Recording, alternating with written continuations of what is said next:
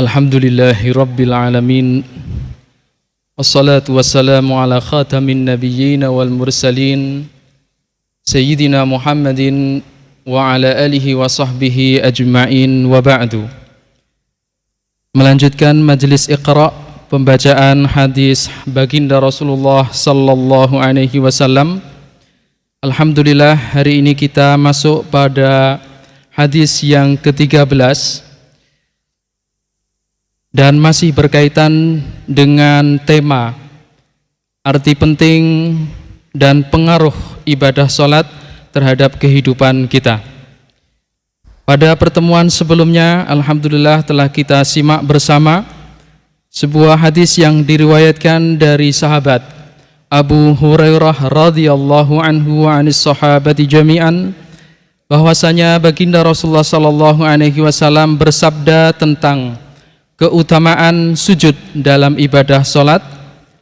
Aqrabu ma yakunul 'abdu min rabbih wa huwa sajidun. Aqrabu ma yakunul 'abdu min rabbih wa huwa sajidun fa aktsiru ad-du'a. Rawahu Muslim. Saat di mana seorang hamba paling dekat dengan Rabb-nya adalah ketika ia sedang sujud, yaitu ketika sholat. Maka perbanyaklah doa saat itu. Hari ini sebuah hadis diriwayatkan dari salah seorang sahabat baginda Rasulullah SAW yang diberi gelar penerjemah Al-Quran, turjumanul Quran, yaitu sahabat Ibnu Abbas radhiyallahu anhu wa anis sahabati jami'an.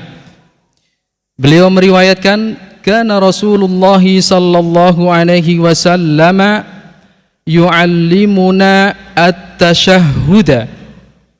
Kana Rasulullah sallallahu alaihi wasallam yu'allimuna at-tashahhuda kama yu'allimuna as-surata minal Qur'an. Kama yu'allimuna as-surata minal Qur'an. Rasulullah sallallahu alaihi wasallam mengajari kami para sahabat at-tasyahud, keadaan dan bacaan posisi ketika duduk tasyahud dalam salat, kama yu'allimuna as-surata minal Qur'an, persis sebagaimana baginda Rasulullah sallallahu alaihi wasallam mengajari kami surat dalam Al-Qur'anul Karim. Kana Rasulullah sallallahu alaihi wasallam yu'allimuna at-tashahhuda kama yu'allimuna as-surata minal Qur'an. Bacaannya bagaimana? Fakana yaqulu. Bacaan dalam tasyahud itu salah satu riwayatnya, at-tahiyyatul mubarakatu as-salawatut tayyibatu lillah. At-tahiyyatul mubarakatu as-salawatut tayyibatu lillah. Assalamu alayka ayyuhan nabiyyu wa rahmatullahi wa barakatuh. Assalamu alayna wa ala ibadillahi salihin. Ashhadu an la ilaha illallah wa ashhadu anna Muhammadar Rasulullah. Rawahu Muslim. Sampai di sini riwayat yang datang dari Sayyiduna Ibnu Abbas. Riwayat ini kemudian dilengkapi dengan riwayat-riwayat yang lain sampai sholawat yang terakhir, bahkan doa-doa setelah tasyahud. At-tahiyatul mubarakatuh, salam penghormatan yang penuh dengan keberkahan.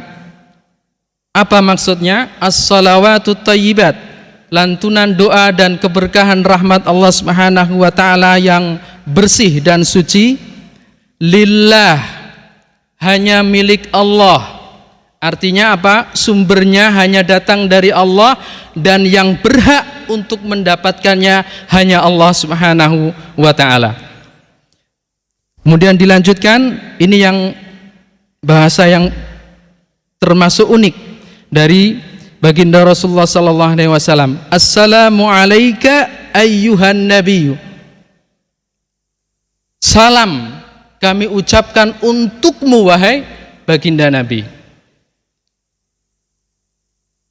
Di mana saat ini baginda Nabi Sallallahu Alaihi Wasallam? Kenapa ketika duduk tasyahud kita mengucapkan salam seolah-olah baginda Rasulullah Sallallahu Alaihi Wasallam hadir di hadapan kita? Ini menafsirkan surat Al-Hujurat ayat 7, wa'lamu anna fikum Rasulullah. Wa'lamu, dan ketahuilah, anna fikum, bahwasanya di antara kalian, termasuk di antara kita semua, karena Al-Quran tidak hanya diturunkan untuk para sahabat tetapi untuk seluruh generasi umat manusia sampai kepada kita. Anna fikum Rasulullah, di antara kalian ada baginda Rasulullah Sallallahu Alaihi Wasallam. Kemudian diterjemahkan dalam doa tasyahud oleh baginda Rasulullah, assalamu alaika ayyuhan nabiyyu, salam sejahtera untukmu wahai baginda nabi dari kami. Warahmatullahi wabarakatuh, demikian juga rahmat Allah dan keberkahannya. Kemudian kita lengkapi doa untuk kita, assalamu alaina wa ala ibadillahi salihin, salam untuk kami dan seluruh hamba Allah yang soleh.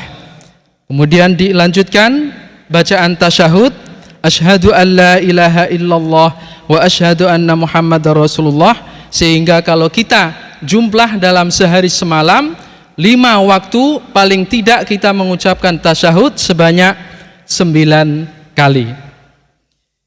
Hadis ini juga mengandung hikmah yang begitu dalam, bahwasanya meskipun baginda Rasulullah Sallallahu Alaihi Wasallam sudah dipanggil wafat oleh Allah Subhanahu Wa Taala, tetapi manhajnya, sunnahnya, ajaran dan tuntunannya akan senantiasa diajarkan oleh generasi-generasi para ulama hingga kepada kita, dan kita hadirkan sunnah itu dalam kehidupan kita sehari-hari. Aqulu qauli hadza wa astaghfirullah li wa lakum. Wassalamualaikum warahmatullahi wabarakatuh.